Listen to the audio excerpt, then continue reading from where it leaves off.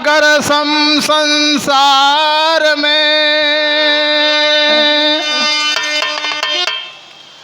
नाव फंसी मझधार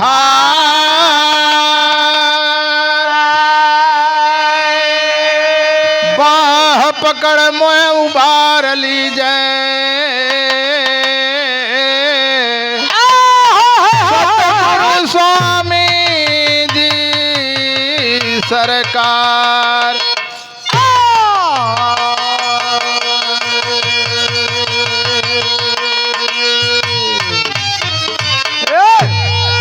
साथियों एक छोटा प्रसंग है महाभारत से,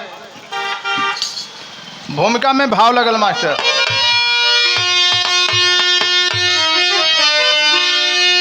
हो तमानो बली ना बली है समैया सबको नचाती है बनकर सपेरा। राजा को चाहे करे रंग पल में कहीं पर उजाला कहीं पर अंधेरा। समय का तकाजा हुआ महाभारत कुरु वंश का दीप जलता बुझाया। समय के भंवर में फंसे भूप जन में जय अवगत मति जान कोई न पाया।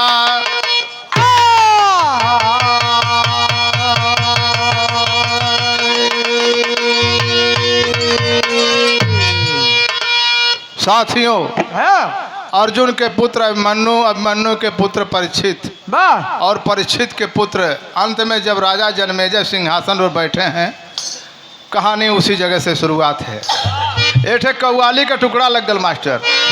अब कव्वाली देखा ही जब बिरहा चरम सीमा पर है तो एक कव्वाली के गुरु दिल मोहम्मद उस्ताद हमारे गुरु जी रामनगर किला के पास में प्रोग्राम होता रहे। एक कव्वाली को वही समय गौले रहना।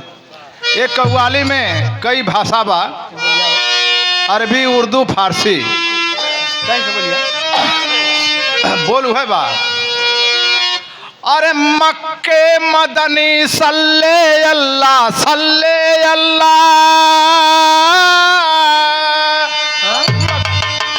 मक्के मदनी सल्ले अल्लाह सल्ले अल्लाह।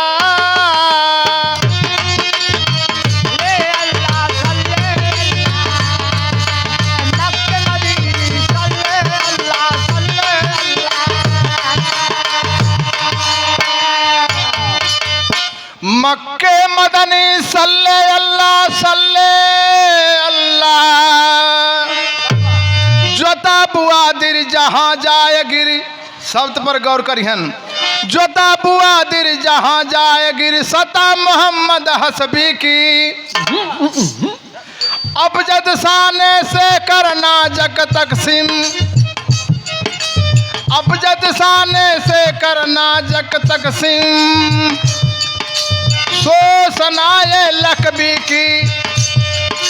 मक्के मदनी सल्ले अल्लाह सल्ले अल्लाह, मक्के मदनी सल्ले अल्लाह सल्ले अल्लाह, मक्के मदनी सल्ले अल्लाह सल्ले अल्लाह।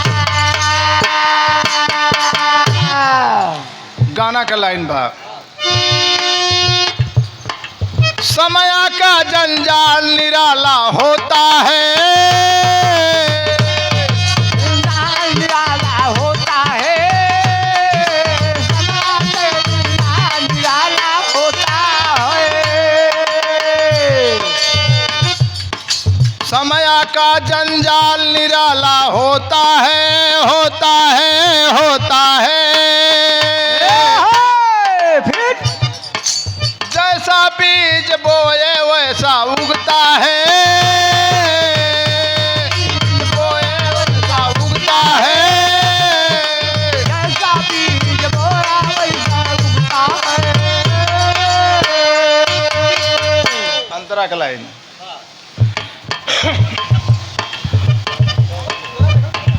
भूप जन्मे जय एक दिन अपने मन विचार किए, भूप जन्मे जय एक दिन अपने मन विचार किए। और छूटे बता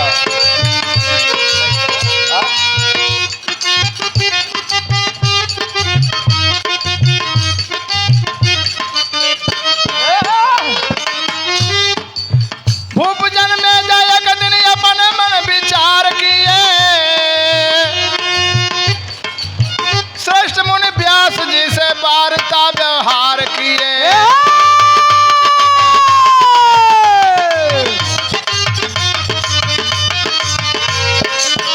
बाबा व्यास मुनि के राजा जन्मेजय बोलवलन अपने राज दरबार में जब बोलवलन तो पूछे लगल खता क्या पूर्वजों का वंश का विनाश हुआ, मान सम्मान कुल की मर्यादा का नाश हुआ।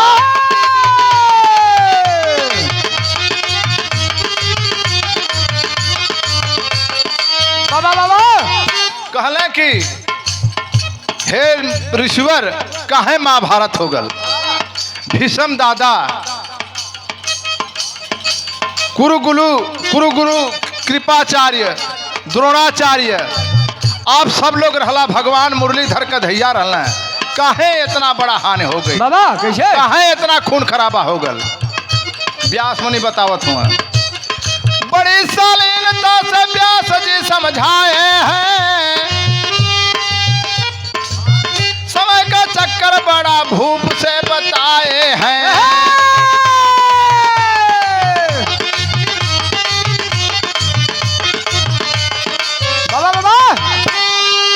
समय आएगा एक दिन तुमको भी खा जाएगा,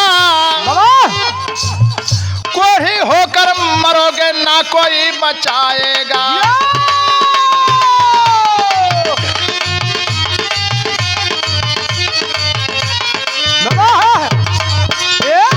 व्यास मुनि समझावा लगले राजा जन्मेजय के समय का चक्कर बड़ा कठिन है, समय जब आ जाई तो केहू के छोड़ले ना बा न छोड़ी, एक दिन समय तोहू के घेर ले तोहू के ना छोड़ी। आ तू कैसे मरबा अब बता देते हैं कि कोढ़ी होके तू मरबा। कथम हमके समय कोढ़ी होके मुआई, कथम हाँ हो तू कोढ़ी होके मरबा। कहला कि हे मुनिवर कोनो उपाय हमके बतावा बचले के। कहला कि उपाय है बा कि राजा महाराजा हवा घोड़ा जरूर खरीदबा, लेकिन काले रंग का घोड़ा मत खरीदिया बाबा। अगर खरीद भी लिया तो उत्तर शिकार खेलिया, पश्चिम खेलिया, पूरब खेलिया, लेकिन दक्षिण दिशा में मत जइया। दूसरी बात कि कहीं अचानक कोनो परम सुंदरी मिल जाई तो ओके लिया के पटरानी मत बनैया बाबा। पटरानी बना भी लिया तो यज्ञ मत करैया, ये कुल बात का ख्याल करिया। लेकिन राजा जन्मेजय मनल ना, काले रंग का घोड़ा खरीद लेना, घोड़ा तहाँ कल दूसरे दिशा में, लेकिन घोड़ा दौड़त दौड़त वो चक्कर लगा के दक्षिण दिशा में चल गल। जब दक्षिण दिशा में चल गल तो एक गीत लगल मास्टर, गीत हुए बा अरे जब से गईला बहरा याद आवे बार बार हो, चिड़ैया बन के उड़ गईले।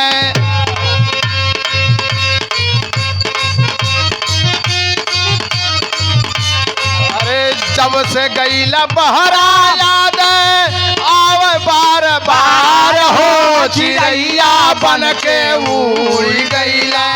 सैया जी हमार हो, चिड़ैया बन के उड़ गईले।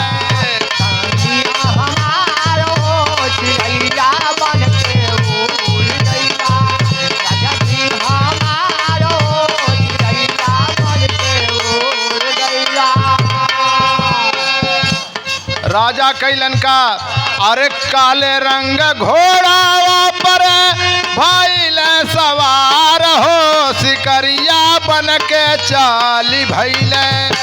अरे सिकरिया बन के चाली भैले अरे जंगल माझार हो सिकरिया बन के चाली भैले जंगल माझार हो सिकरिया बन के चाली भैले जंगल माझार हो सिकरिया बन के चाली भैले अरे घूमत घुमात घोरा पानावा में गईले रामा घुमता घुमता घोड़ा बनावा में गईले रामा घुमता घुमता घोड़ा बनावा में गईले रामा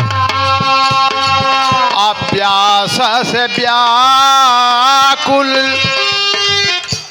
अरे प्यास से व्याकुल रे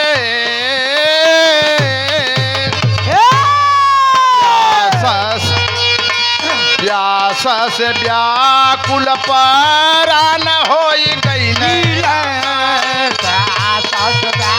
कुल पारान होई गईले कुल पारान होई गईले घोड़ा लेके घोर जंगल में दौड़त दौड़त दौड़त दौड़त राजा जनमेजय के बहुत जोर जब प्यास लगल है वही जगह पर पहुंच गए के ठे बाटिका में ठे परम सुंदरी दिखाई दलत अरे पड़ली नजारा एक लौका गुलनार हो सिकरिया बन के चाली भैले अरे सिकरिया बन के चाली भैले अरे राजा जी हमार नहीं अरे सिकरिया बन के चाली भैले जंगल माझार हो सिकरिया बन के चाली भैले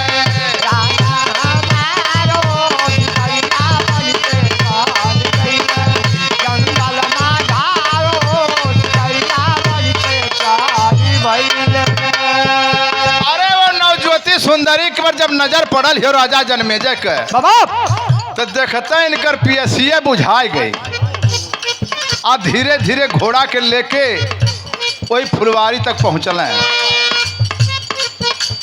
परिचय पूछ के अवाक हो गई वो एक ठे ऋषि का कन्या रहल ऋषि के पास में लड़की के लेके गईलन और राजी मंदी से ओके अपनौला यानी हाथ ऋषि जी धरा धल राजा जनमेजय के और राजा जनमेजय घोड़ा पर बैठा लेहलन तब बिरहा में टेरी का भाव लग गई मास्टर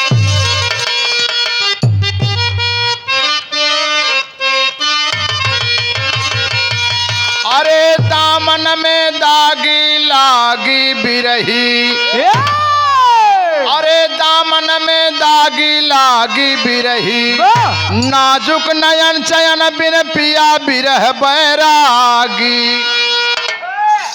नाजुक नयन चयन बिन पिया बिरह बैरागी दामन में दागी लागी बिरही कर प्रणय भूप रूप की रानी लाए अपने भवन खुद खबर नहीं खो गए ख्वाब में महल बन गया नंदी बन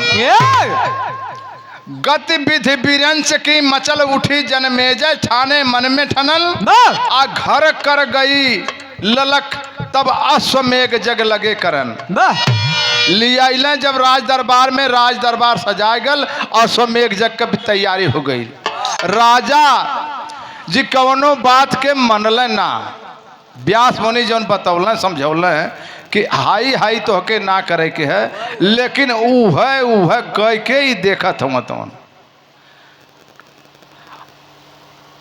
यज्ञ शुरू हो बा तो गीत लगे मास्टर गीत है बा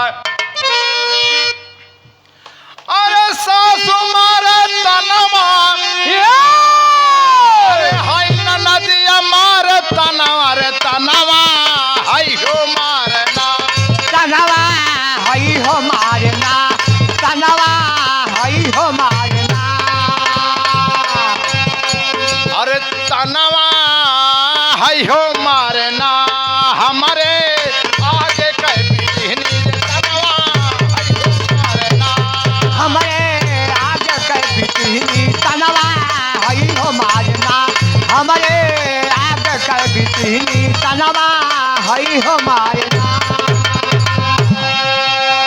और जल्दी जल्दी चाहते हैं कि कम समय में खत्म हो जाओ काट पीट के। हाँ, समय ज़्यादा ना लगे।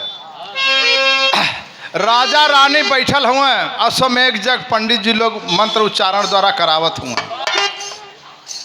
भयल का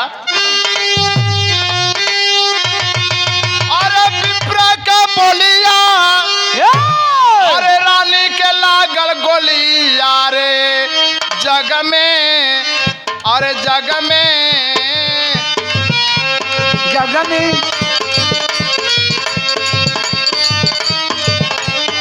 करिया छो बात बाकी ढेर दिन का गावल गाना हो तनी भुला था लेंगे अब बेजारो तो बेतियो ना ठीक है।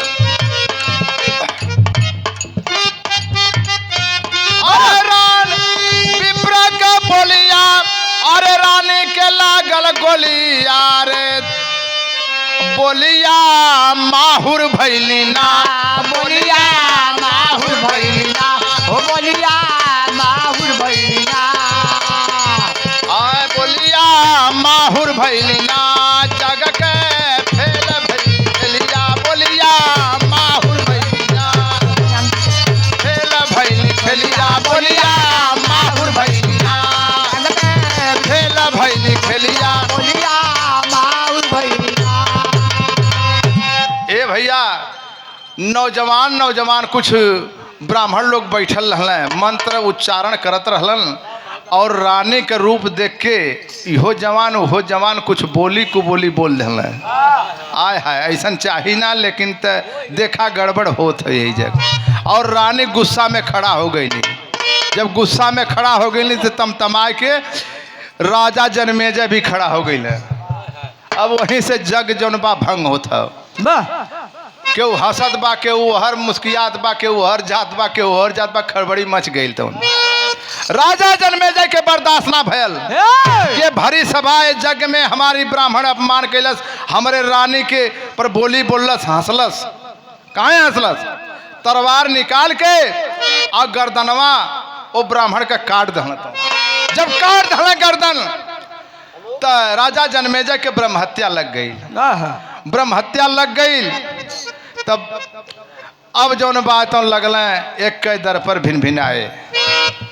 फिर व्यास मुनि के राजा जनमेजय बुलबुलन कहलन कि हे ईश्वर, जेवन जेवन आप मने कैले रहा है ना वो कुल करीब करीब धीरे धीरे कुल कह देने। तो कहत हुआ कि तब ठीक है कैला, जवन मना कैले रही वो कह दिला तो ठीक कैला, अब वही का परिणाम तुम भोगा। काट के लाइन बढ़ावा, आला में लेला।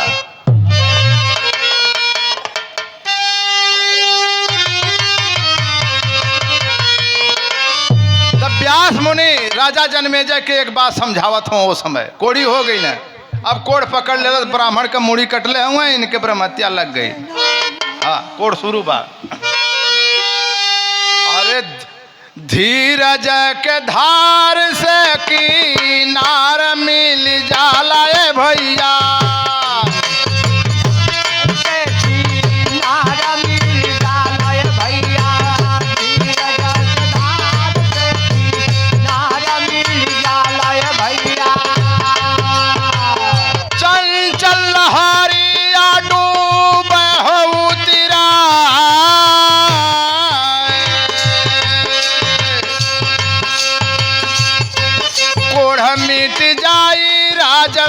सुनो महाभारत भैया,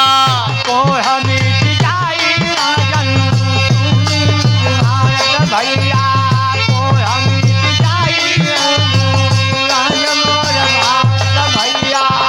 एक एक बातिया पर ध्यानावा लगा।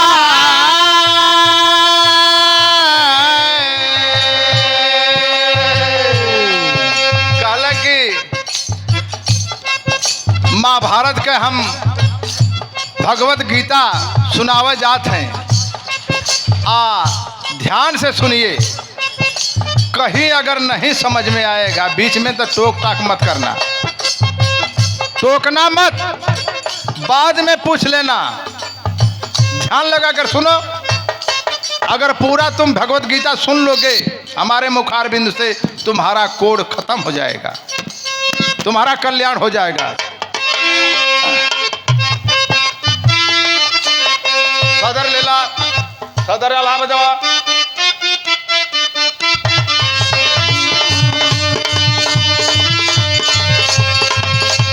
व्यास जी सुनावे भूप सुन महाभारत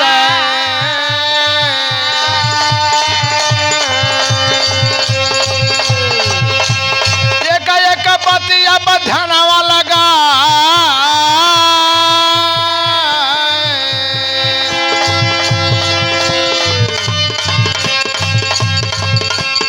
भीम जैसन बलि फेंके और भीम जैसन बलि हाथी फेंकला गगनवा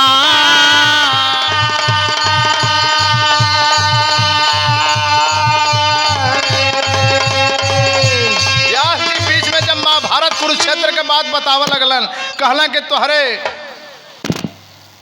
दादा परदादा भीम रहलन अरे हाथियन के पोंछ पकड़ के जब फेंक देना तो आकाश में जाके नाचा लगा चील की तरह मेड़राए लगा तो आय हाय कहता कि ना ना चुप रहिए इतना बढ़िया मर्द रहलन कि हाथी का पोंछ पकड़ के और घुमा के फेंक दे तो चील की तरह जाके नाचे लगे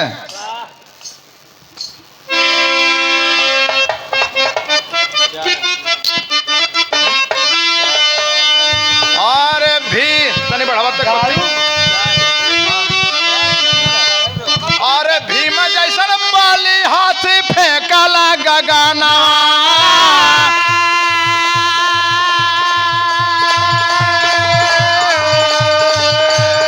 भीम जैसन बाली हाथी फेंकला गगना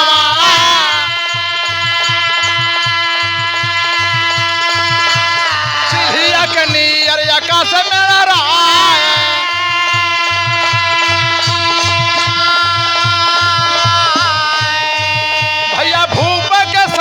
समाइल दिलवा में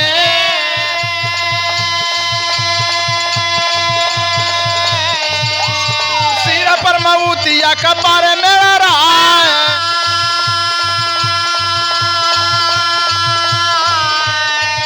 भैया दुख में शरीरिया का अंत हो गईल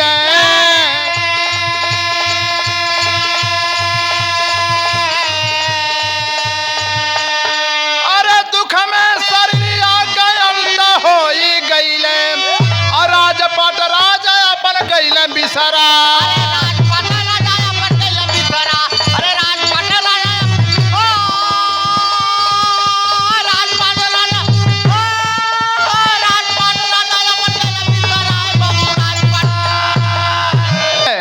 एको बात व्यास मुनि के नाम मल ओकर परिणाम उनके मिल गए यानी कोढ़ी हो के मर गई हाँ मर गए ना मर गए तो खड़ी टेरी का भाव आ गल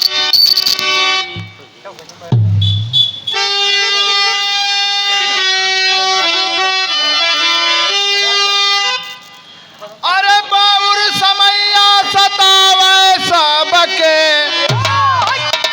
तो चल चारा नहीं एक दिन रोआवे सबके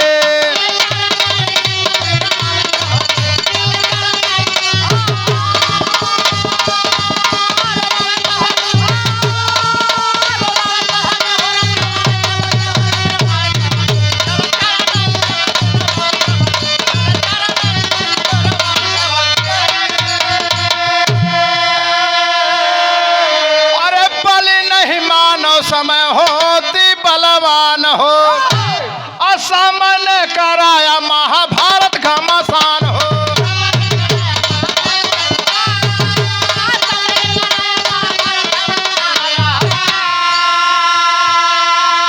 अरे घर घर में झगड़ा लगावे सबके तो चल चारा नहीं एक दिन रोआवे सबके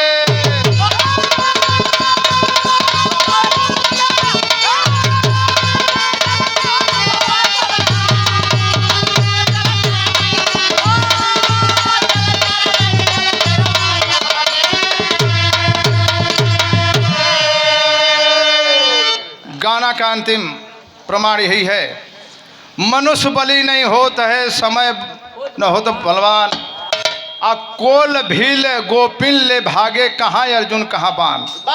कन्हैया जी के मरते कोल भील यानी जौन जंगल में मुसहर रहल उ ले के गोपियन के बाह पकड़ पकड़ के भागा लगल।